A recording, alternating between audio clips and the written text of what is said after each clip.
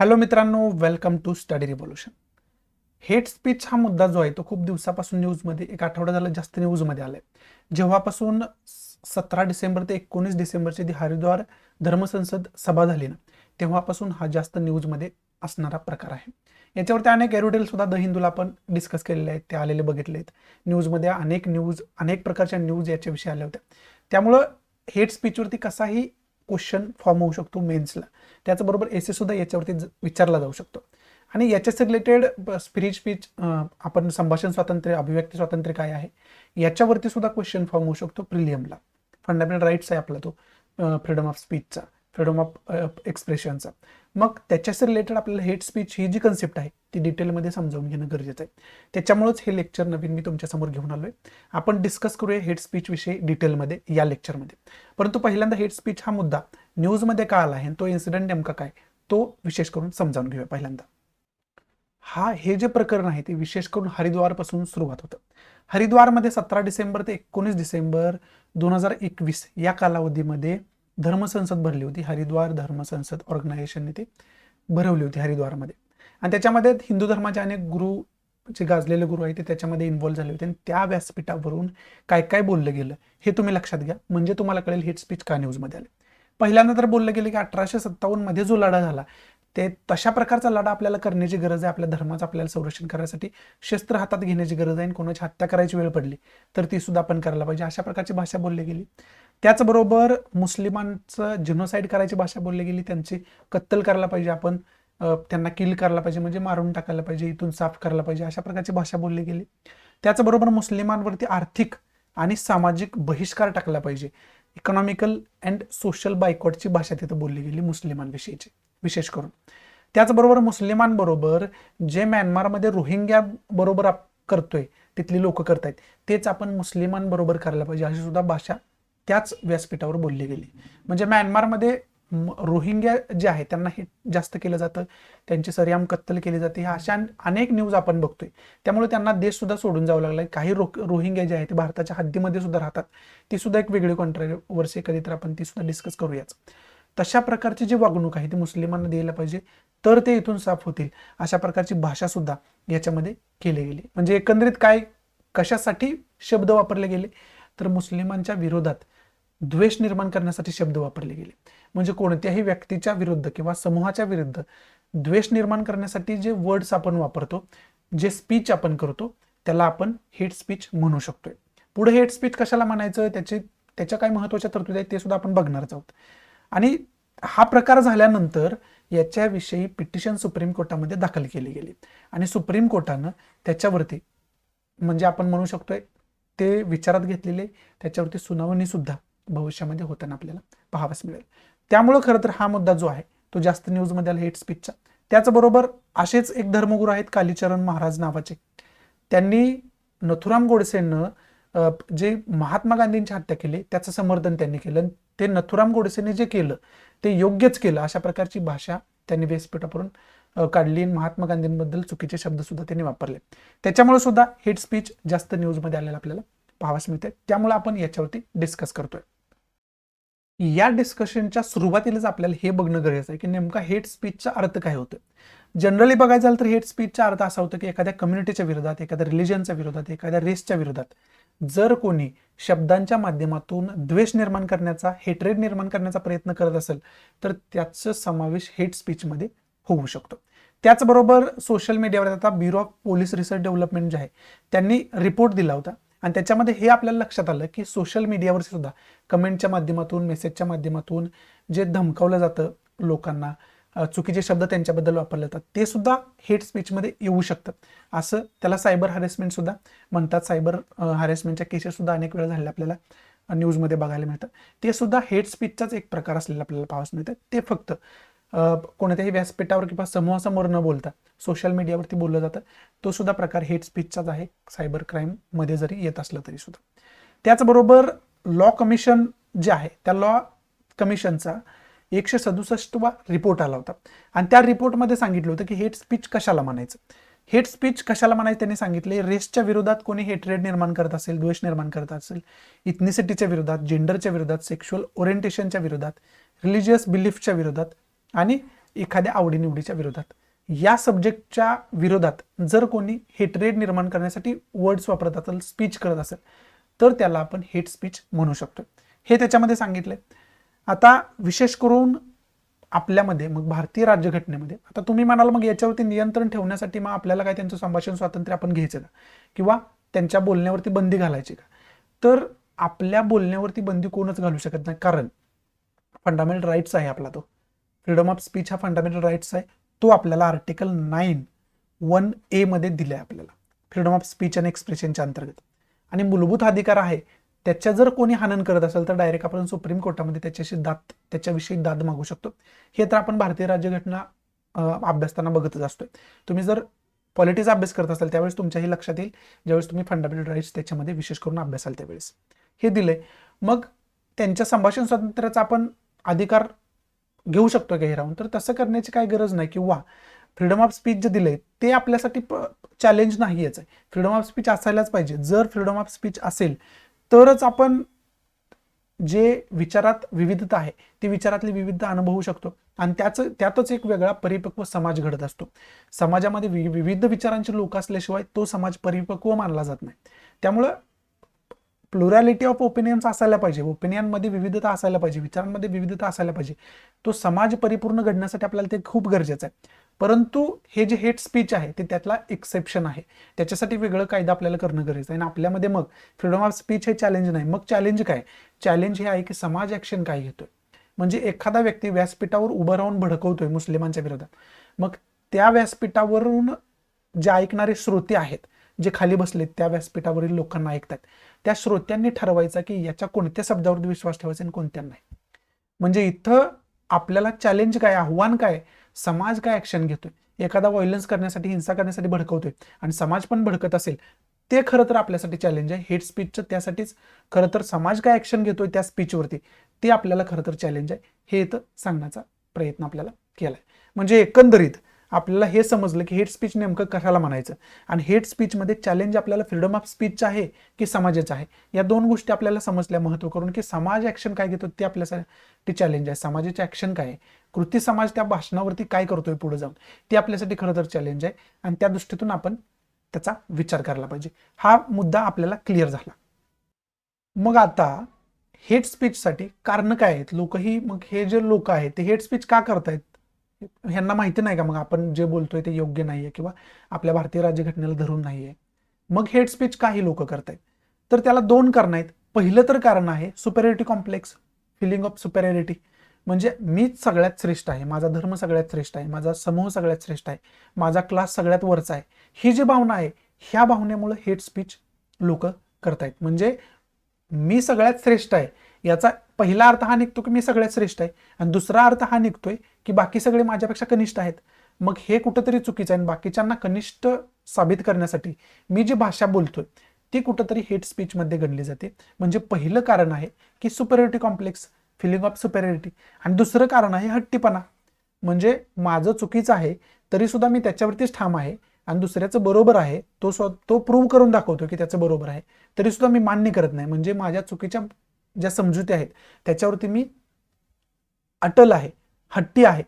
ही जी हट्टीपणाची, चुकीच्या गोष्टींसाठी हट्ट करण्याची भावना आहे ना, ती सुद्धा हेट स्पीचमध्ये कन्वर्ट करते, ती सुद्धा हेट स्पीचला प्रोत्साहन देते. म्हणजे दोन कारणं विशेष करून इथं सांगितले. पहिलं तर सुपेरियरिटी कॉम्प्लेक्स, म्हणजे स्वतः सगळ्यात श्रेष्ठ समजणं, स्वतःचा समूह सगळ्यात श्रेष्ठ समजणं, स्वतःचा धर्म सगळ्यात श्रेष्ठ समजलं, बाकीच्यांना स्वतःपेक्षा कनिष्ठ, स्वतः क्लासपेक्षा कनिष्ठ, स्वतः समूहापेक्षा कनिष्ठ, स्वतः धर्मापेक्षा कनिष्ठ, ही जी भावना आहे ती सुपेरियरिटी फिलिंगची भावना आहे. आणि दुसरी हट्टीपणाची भावना आहे, चुकीच्या गोष्टींवरती सुद्धा हट्टी बनून तसंच तेच विचार कायम आपल्यामध्ये ठेवणं, त्याच्यामध्ये सुधारणा न करणं, हे सुद्धा हेट स्पीचचं एक कारण असलेलं या स्लाइडमध्ये आपल्याला सांगितलंय. आता हेट स्पीच रोखण्यासाठी आपल्या कायद्यामध्ये काय काय तरतुदी केलेल्या आहेत ते सुद्धा आपल्याला बघणं गरजेचं आहे. तेच खरं तर महत्वाचं आहे. याच्यावरती नियंत्रण कसं ठेवणार हे आपल्याला माहिती पाहिजे ना. मग पहिल्यांदा आपण बघू की इंडियन पिनल कोडमध्ये काय तरतुदी केल्या आहेत. ते लाईन टू लाईन आपण व्यवस्थितरित्या समजावून घेण्याचा प्रयत्न करू. लक्ष देऊन बघा.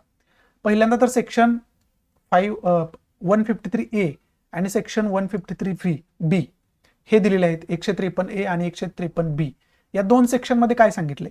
Punishes acts that cause enmity and hatred between two groups. दोन ग्रुपमध्ये जर एखादा व्यक्ती द्वेष निर्माण करण्यासाठी भाषण करत असेल तर ते पनिशेबल ऍक्ट्स असेल, म्हणजे त्याच्या विरोधात गुन्हा दाखल होईल सेक्शन 153 आणि 153B च्या अंतर्गत, एच्या आणि बीच्या अंतर्गत. ही पहिली तरतूद आहे. पुढचं सेक्शन काय आहे तर 295A हा सेक्शन आहे. याच्यामध्ये काय सांगितले, deals with punishing acts which deliberately or with malicious intention outrage the religious feeling of class of persons. एखाद्या रिलिजनच्या विरोधात, एखाद्या क्लासच्या विरोधात भडकवणारी भाषणं जर कोण करत असेल, द्वेष निर्माण करण्याची जर भाषणं कोण करत असेल तर ते इंडियन पिनल कोडच्या 195A सेक्शनच्या अंतर्गत गुन्हा मानलं जाईल. हे तरतूद आहे. पुढचं सेक्शन काय दिलंय, सेक्शन 505A आणि सेक्शन 505(2), 5052 आणि 5051. त्याच्यामध्ये काय सांगितले, make the publication and circulation of content which may cause ill will or hatred between different groups and offence. म्हणजे याच्यामध्ये सांगितलंय की दोन ग्रुपच्या मध्ये द्वेष निर्माण करण्यासाठी कोणताही कंटेंट तुम्ही पब्लिश करताय, म्हणजे एखादं वृत्तपत्र काढलंय आणि त्याच्यामध्ये एखाद्या समूहाबद्दल चुकीची भाषा वापरताय तुम्ही, वारंवार द्वेष निर्माण करण्याची भाषा वापरताय. एखादं मासिक चालू केलंय किंवा एखादे बुक तुम्ही लिहिले आणि त्याच्यामध्ये असा कंटेंट लिहिलाय की एखाद्या समूहाबद्दल, एखाद्या ग्रुपबद्दल किंवा दोन ग्रुपमध्ये द्वेष निर्माण करू शकतो, तर तो जो त्या कंटेंटसाठी तुमच्यावरती इंडियन पिनल कोडच्या 505(1) आणि 505(2) या कलमांतर्गत गुन्हा दाखल होईल. हे इंडियन पिनल कोडमध्ये अशा प्रकारचे महत्वाचे कलम आहेत. 153, 295, 505 ही महत्वाची कलम त्याच्यामध्ये आहेत. हे झालं इंडियन पिनल कोडच्या अंतर्गत तरतुदी आहेत हेट स्पीच रोखण्यासाठी केलेल्या. म्हणजे अशा प्रकारचं कृत्य रोखण्यासाठी केलेल्या तरतुदी आहेत. त्याच्यामध्ये मग तुम्ही स्पीच न बोला किंवा लिहून बोला, ते दोन्ही एकच मानले गेले. त्याचबरोबर रिप्रेझेंटेशन ऑफ पीपल्स ऍक्ट, या ऍक्टमध्ये काय काय तरतुदी केलेत तर section 8 of the representation of people's act 1951, 1951चा जो रिप्रेझेंटेशन ऑफ पीपल ऍक्ट आहे त्याच्यामधला सेक्शन 8 काय सांगतोय, prevents a person convicted of the illegal use of A freedom of speech from A contesting an election. जो इलेक्शन कंटेस्ट करणारा व्यक्ती आहे तो फ्रीडम ऑफ स्पीचचा चुकीचा वापर करतोय, चुकीच्या लोकांना माहिती देतोय आणि अशाच प्रकारे हेट्रेड निर्माण करण्याचा प्रयत्न करतोय, तर तो ऑफेन्स मानला जाईल. त्याला बंदी घालण्यात आली सेक्शन 8 नुसार. कुठल्या ऍक्टचा सेक्शन आहे आता तर तो RPA सेक्शन आहे, रिप्रेझेंटेशन ऑफ पीपल ऍक्टचा. त्यानंतर रिप्रेझेंटेशन ऑफ पीपल ऍक्टचा सेक्शन 123 सबसेक्शन 3A आणि 125 हे दोन सेक्शन दिलेले आहेत. मग त्याच्यामध्ये काय सांगितले, बास्ट promotion of animosity on the grounds of race, religion, community, caste और language in reference to elections and include it under corrupt electoral practices. म्हणजे या सेक्शनच्या अंतर्गत जो निवडणूक लढवणारा कॅन्डिडेट आहे तो आपल्या भाषणांमध्ये एखाद्या रेस विरोधात हेट्रेड निर्माण करतोय, आपले मतं मिळवण्यासाठी आपण म्हणू शकतो आपल्या भाषेत, रिलिजनच्या विरोधात हेट्रेड निर्माण करतोय, कम्युनिटीच्या विरोधात करतोय, कास्टच्या विरोधात करतोय, लँग्वेजच्या विरोधात करतोय, तर या सगळ्यांना बंदी घालण्यात आलेली आहे. म्हणजे इलेक्शन सभेमध्ये, कॅम्पेनमध्ये तुम्ही जी भाषणं करताय त्या भाषणांमध्ये अशा प्रकारची भाषा तुम्ही वापरली तर त्याच्यावरती बंदी आहे, त्याच्यावरती या कलमाच्या अंतर्गत कारवाई केली जाईल असं सांगितले. म्हणजे इंडियन पिनल कोडच्या अंतर्गत काय काय तरतुदी केल्यात आणि RPAच्या अंतर्गत काय काय तरतुदी केल्यात हे आपण या ठिकाणी इथं बघण्याचा प्रयत्न केला. म्हणजे बऱ्यापैकी कायद्यानं सुद्धा अशा प्रकारचे हेट स्पीच रोखण्यासाठी अनेक तरतुदी आपल्याला केलेल्या या ठिकाणी पाहाव्यास मिळत आहेत.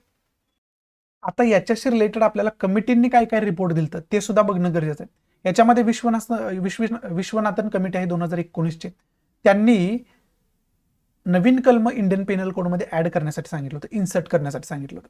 त्याच्यामध्ये सेक्शन 153C सबसेक्शन B हे इन्सर्ट करण्याचा सल्ला दिला होता. त्याचबरोबर सेक्शन 505A हा सुद्धा इन्सर्ट करण्याचा, याच्यामध्ये अमेंडमेंट करण्याची सल्ला त्यांनी दिला होता.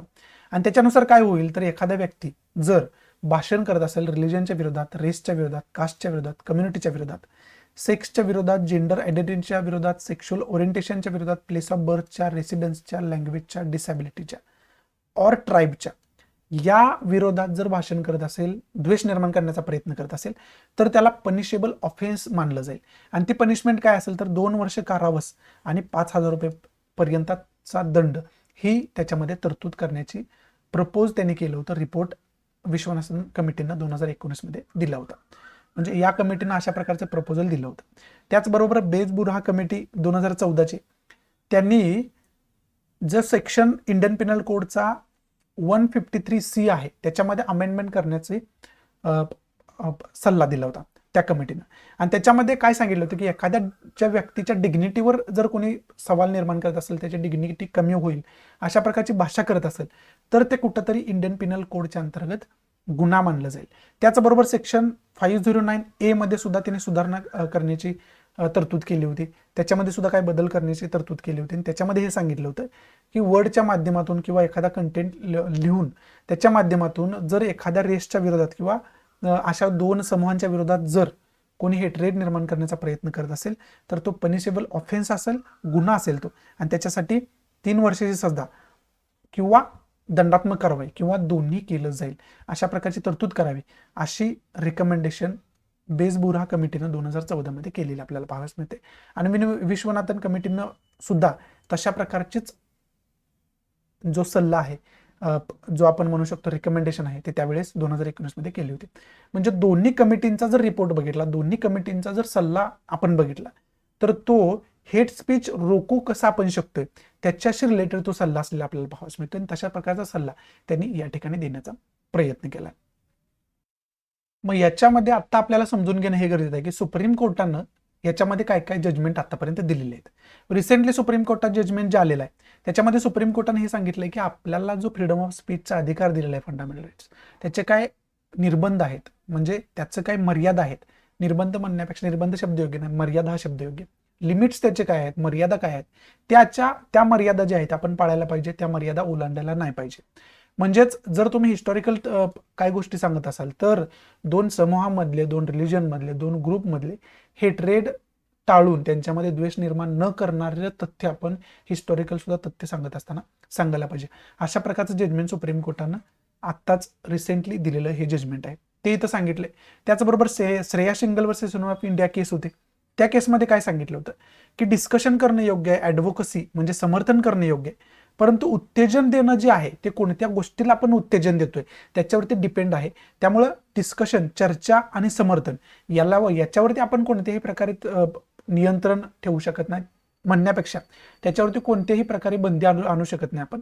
परंतु जे उत्तेजन दिलं जातं, व्हायलन्ससाठी जर कोण उत्तेजन देत असेल तर त्याच्यावरती नक्की आपण बंदी आणू शकतो आणि ते फ्रीडम ऑफ स्पीचच्या विरोधात जाणारं कृत्य आहे असं सुद्धा judgment Shreya Singhal versus union of India केसमध्ये ज्युडिशरीनं दिलेलं आपल्याला पाहावयास मिळालं. आणि त्याच्यामध्ये आर्टिकल 19(1) जसं की फ्रीडम ऑफ स्पीचचं हे आर्टिकल आहे त्याचा उल्लेख करून सुप्रीम कोर्टानं ज्युडिशरीनं हे सांगण्याचा प्रयत्न केला होता. त्यानंतर Arup Bhuyan versus state of Assam ही केस होती. याच्यामध्ये हे सांगितलं होतं की जोपर्यंत लोकांना व्हायलन्स म्हणजे हिंसात्मक कृती करण्यासाठी बोललं जात नाही किंवा त्या बोलण्यामुळे हिंसात्मक कृती होत नाही तोपर्यंत ते हेट्रेड स्पीच असणार नाही, हेट स्पीच असणार नाही, अशा प्रकारचं जजमेंट याच्यामध्ये ज्युडिशरीनं दिलं गेलं होतं. त्यानंतर S Rangarajan versus P Jagjivan Ram ही एक केस होती. याच्यामध्ये हे सांगितलं होतं की एक्सप्रेशन कॅनॉट बी सप्रेस्ड, म्हणजे जे आपल्या अभिव्यक्ती स्वातंत्र्य आहे ते कधीही त्याच्यावरती बंदी आणू शकत नाही असं ज्युडिशरीने सांगितलं होतं. परंतु जर कम्युनिटीसाठी डेंजर कोण निर्माण करत असेल, कम्युनिटीसाठी समाजासाठी कोण धोका निर्माण करत असेल, एखाद्या समूहासाठी धोका निर्माण करत असेल, एखाद्या ग्रुपसाठी कोणी धोका निर्माण करत असेल, तशा प्रकारची भाषा बोलत असेल तर त्याच्यावरती नक्की आपण नियंत्रण आणायला पाहिजे आणि त्याच्यावरती नक्की कायदेशीर कारवाई व्हायला पाहिजे असं ज्युडिशरीनं सांगितलं होतं. म्हणजे एकंदरीत ज्युडिशरीनं आतापर्यंत जे सुप्रीम कोर्टाच्या केसेस आपण बघितल्या त्या सर्व केसेसमध्ये हे सांगितले सुप्रीम कोर्टाने की सुप्रीम कोर्ट हा फंडामेंटल राईट हा तुमचा फ्रीडम ऑफ एक्सप्रेशन हा तुमचा फंडामेंटल राईट आहेच, तो अबाधितच आहे, तो अबाधितच राहील इथून पुढे सुद्धा. फक्त फ्रीडम ऑफ स्पीचचा चुकीचा वापर करून लोकांची माती भडकवण्यासाठी, एखाद्या ग्रुपच्या विरोधात भडकवण्यासाठी, समाजामध्ये हिंसा निर्माण करण्यासाठी जर तुम्ही फ्रीडम ऑफ स्पीचचा वापर करत असाल तर तुम्हाला फ्रीडम ऑफ स्पीचची डेफिनेशन कळली नाही, फ्रीडम ऑफ स्पीचचा कसा वापर करायचा हे तुम्हाला ज्ञान आलं नाही, ते तुम्ही योग्यरित्या शिकायला पाहिजे आणि तशा पद्धतीने फ्रीडम ऑफ स्पीचचा चांगल्या समाज घडवण्यासाठी वापर करायला पाहिजे असंच कुठंतरी इनडिरेक्टली ज्युडिशरी आतापर्यंत सांगत आलेलं आपल्याला पाहावयास मिळते जर आपल्या भाषेत आपण विचार करायचा झाला तर. मग आता एकंदरीत याच्यावरून आपल्याला काय समजतंय की फ्रीडम ऑफ स्पीच तर आपल्याला आहे आणि ते असायलाच पाहिजे. समाजामध्ये जर वैचारिक विविधता असेल तर तो समाज परिपूर्ण मानला जातो. मग फ्रीडम ऑफ स्पीच असायला पाहिजे, परंतु हेट स्पीच जे आहे ते आपल्याला पूर्णतः नियंत्रण आणायला पाहिजे, ते पूर्णतः नष्ट करायला पाहिजे. त्याच्यासाठी कायद्यामध्ये काय तरतुदी हे आता ह्या पण आपण बघितल्या. सुप्रीम कोर्टानं आतापर्यंत ज्युडिशरीने आपल्याला काय सांगितले, न्यायालयाने काय सांगितले, हे सुद्धा आपण डिटेलमध्ये बघण्याचा प्रयत्न केला. त्याचबरोबर हेट स्पीच नेमकं कशाला म्हणायचं, कोणत्या कृती ज्या असतात हे त्या हेट स्पीच मानल्या जातात, त्याच्याशी रिलेटेड काय काय तरतुदी आहेत ह्या सुद्धा डिटेलमध्ये बघितलं. एकंदरीत याचा सगळ्यांचा अभ्यास करता आपल्याला काय समजतं की समाजानं हे लक्षात घेणं गरजेचं आहे की पुढचा माणूस बोलतोय ते चिथावणीखोर आहे की खरंच तथ्य असणार आहे, आणि त्याच्यामुळं काय परिणाम होऊ शकतात समाजावरती हे समाजाला कळणं गरजेचं आहे. त्याच्यासाठी मग समाज काय पाहिजे, एज्युकेटेड पाहिजे. समाजाला जास्तीत जास्त आपण कशा पद्धतीनं सुशिक्षित करू शकतो, आपण म्हणू शकतोय की सज्ञान करू शकतो, हे खरं तर बघणं गरजेचं आहे. आणि एज्युकेटेड समाज असेल तर अशा प्रकारचे हेट स्पीच जे लोक करतायत, समाजाला भडकवण्याची कामं करतायत, ते होणार नाही, त्याच्यामध्ये ते यशस्वी होणार नाहीत. म्हणजे हेट स्पीचला काय झालं, तिथंच नियंत्रण, म्हणजे तिथेच लिमिट झालं, तिथंच मर्यादा आल्या हेट स्पीचवरती. त्याचबरोबर युनायटेड नेशन सारखा जो इंटरनॅशनल लेवलचा प्लॅटफॉर्म आहे, जागतिक लेवलचे व्यासपीठ आहे, त्या व्यासपीठांवरती हा जो हेट स्पीचचा मुद्दा आहे तो गांभीर्याने घेणं गरजेचं आहे. कारण हा फक्त इंडियाचा प्रॉब्लेम नाही, हा प्रत्येक देशामध्ये प्रॉब्लेम आहे. प्रत्येक देशामध्ये अशा प्रकारच्या भाषेचा वापर केला जातो स्वतःचं हित साधून घेण्यासाठी, स्वतःची पोळी भाजण्यासाठी म्हणू शकतो आपण त्याला. मग युनायटेड नेशन सारख्या इंटरनॅशनल लेवलचा जो प्लॅटफॉर्म आहे त्या प्लॅटफॉर्मवरती या केसवरती चर्चा व्हायला पाहिजे, त्याच्यावरती वेगवेगळे डिसिजन घ्यायला पाहिजे. त्याचबरोबर जे डिस्प्यूट असतात वेगवेगळ्या रिलिजनमधले, दोन ग्रुपमधले, दोन समूहामधले, दोन क्लासेसमधले, ते निगोशिएशन ते खरं तर त्यांनी समजूतदारीने मिटवायला पाहिजे. त्याच्यामध्ये कुणीही येऊन त्या डिस्प्यूटचा फायदा घेऊ नये. दोन समूहामध्ये जो काय द्वेष निर्माण झालाय तो आणखी वाढवून स्वतःचं काय हेतू असेल तो साध्य करून घेऊ नये. याच्यासाठी सुद्धा काहीतरी यंत्रणा आपल्याला बनवायला पाहिजे. हे सुद्धा वे फॉरवर्डमध्ये आपल्याला समजून घेणं गरजेचं आहे. त्याचबरोबर पब्लिक अथॉरिटी ज्या असतात त्या पब्लिक अथॉरिटींनी सुद्धा या संदर्भात प्रिकॉशन्स लगेच घ्यायला पाहिजे. तिथंच काम करणं गरजेचं आहे. त्यांनी व्यवस्थितरित्या याच्याशी रिलेटेड जे काही त्यांना नियम घालून दिलेले आहेत ते नियम फील्ड लेवलला, ग्राउंड लेवलपर्यंत कशा पद्धतीने आपण इम्प्लिमेंट करू शकू याचा सुद्धा विचार पब्लिक अथॉरिटीनं कायम केला पाहिजे. ही आपण वे फॉरवर्डमध्ये फायनल सोल्युशनमध्ये ही सोल्युशन लिहू शकतोय, ही सोल्युशन सांगू शकतोय. समजते तुम्हाला? हे आपण खरं तर या ठिकाणी आजचा जो विषय होता हेट स्पीचचा, तो हेट स्पीचचा विषय इथं संपतोय. आशा आहे की मी तुम्हाला चांगल्या पद्धतीनं हेट स्पीच म्हणजे काही समजून सांगू शकलो असेल, त्याच्याशी सखोल इन्फॉर्मेशन जी आपल्या एक्झामसाठी इम्पॉर्टंट आहे ती देऊ शकलो असेल. जर आवडत असेल तर प्लीज लाईक करा, नसेल तर डिसलाईक करा, आणि डिसलाईक का केलं हे कमेंट बॉक्समध्ये नक्की सांगा, जेणेकरून तुमच्या इन्स्ट्रक्शननुसार त्याच्यामध्ये मी इम्प्रोव्हायझेशन करू शकेन. आणि प्लीज आपल्या जास्तीत जास्त मराठी विद्यार्थ्यांना शेअर करा. द हिंदूचं लेक्चर रोज मी अपलोड करतोय. अशा प्रकारचे जे करंटमध्ये विषय असतात त्याच्यावर सुद्धा आपल्या मातृभाषेतून म्हणजे मराठीमधून लेक्चर मी वारंवार अपलोड करत असतोय. त्यामुळे प्लीज जास्तीत जास्त आपल्या मराठी विद्यार्थ्यांना शेअर करा. जेवढ्यात जास्त मराठी विद्यार्थ्यांपर्यंत मी पोहोचेल तेवढं जास्त मला प्रोत्साहन आहे, ते माझ्यासाठी ते मोटिवेशन आहे की मी जास्तीत जास्त मराठी विद्यार्थ्यांसाठी इन्फॉर्मेशन घेऊन येऊ, जास्तीत जास्त त्यांना फायदा होणारे लेक्चर घेऊन येऊ. त्याच्यासाठी प्लीज तुम्ही शेअर केलं तर ते होणार आहे. त्यामुळे प्लीज माझी रिक्वेस्ट आहे तुम्हाला की जास्तीत जास्त आपल्या मराठी विद्यार्थ्यांना शेअर करा, जेणेकरून सर्व मराठी विद्यार्थ्यांना याचा फायदा होऊ शकेल. सो या नोटवरती मी तुमची रजा घेतो. भेटू आपण द हिंदूच्या लेक्चरमध्ये. तोपर्यंत गुड बाय, टेक केअर, जय हिंद.